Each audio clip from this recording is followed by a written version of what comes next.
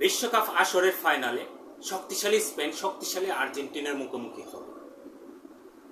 তো স্পেনের শক্তিশালী অর্থাৎ স্ট্রং সাইড এবং উইক সাইড এবং আক্রমণ কিভাবে সাজায় আমি আলোচনা করার চেষ্টা করব, সাথে থাকুন।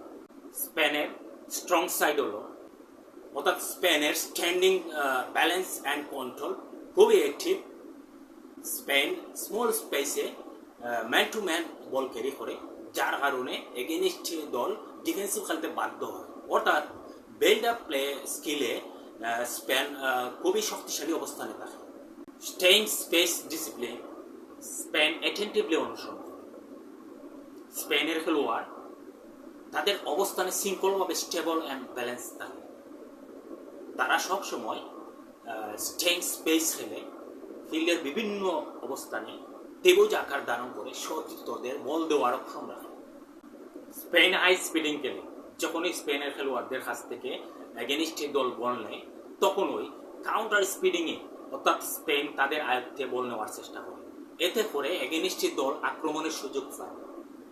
স্পেনের টেকনিক্যাল ক্যাপাবিলিটি খুবই স্ট্রং। তাদের খেলোয়াড় দাঁড়াদাঁড়ি খেলার কন্ট্রোল এনার্জি অপারেটিং সিস্টেমে খুবই ভালো এবং স্পেনের খেলোয়াড় অর্থাৎ man to man ball carrying ভীষণ হাই স্পিডিং। স্পেনের খেলোয়াড়দের বৈশিষ্ট্য হল অর্থাৎ স্মল পেসে দ্রুত বল ম্যান টু ম্যান ক্যারি করে এগেনিস্ট দলের ডিফেন্স এলোমেলো অর্থাৎ ইন্টেলিজেন্টলি করতে পারে। স্পেনের উইক সাইড ডিফেন্সিভ শিল্ডে যখন এগেনিস্ট দল খেলে অর্থাৎ লো ব্লকে খেলে তখন স্পেন অর্থাৎ এগেনিস্ট দলের জাল বেঁধে উপায় খুঁজে পায়।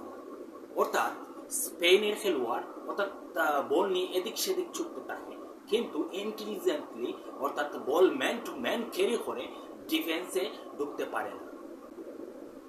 স্পেনের উইক সাইড হলো বডি স্ট্রাকচার। স্পেন লম্বা বা শারীরিকভাবে শক্তিশালী খেলোয়াড়দের চেয়ে টেকনিক্যালি স্কিল অর্থাৎ দক্ষ খেলোয়াড়দের বেশি অগ্রাধিকার দেয়। এগেনিস্ট দল যদি শারীরিক বা স্ট্রাকচারালি খেলে তখন স্পেন কিছুটা চাপ অনুভব করে, স্পেশালি অর্থাৎ এগেনিস্ট দলের ফিল্ডে বা তাদের অ্যাডজাস্টিং সিচুয়েশন।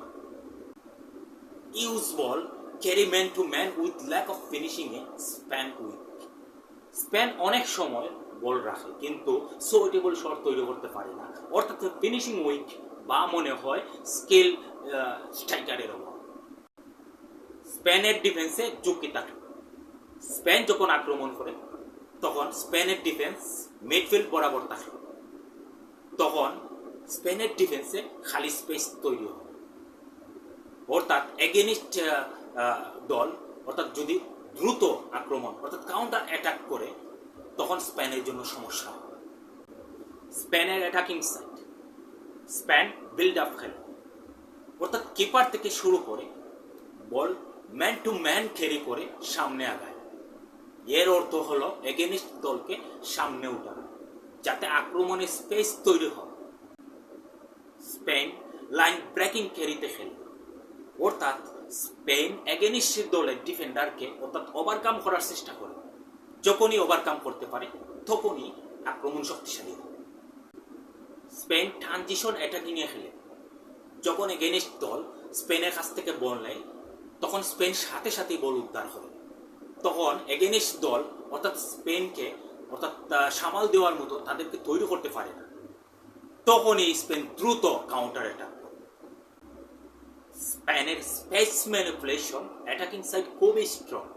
অর্থাৎ স্পেনের খেলোয়াড় যখন বল ম্যান টু ম্যান ক্যারি করে তখন ওই তাদের মধ্য থেকে যে কোনো একজন খেলোয়াড় দ্রুত ছুটে, তখন এগেনিস্ট দলের খেলোয়াড় তাকে আটকানোর জন্য সামাল দেওয়ার জন্য তার দিকে ছুটে, তখন স্পেস তৈরি হয়।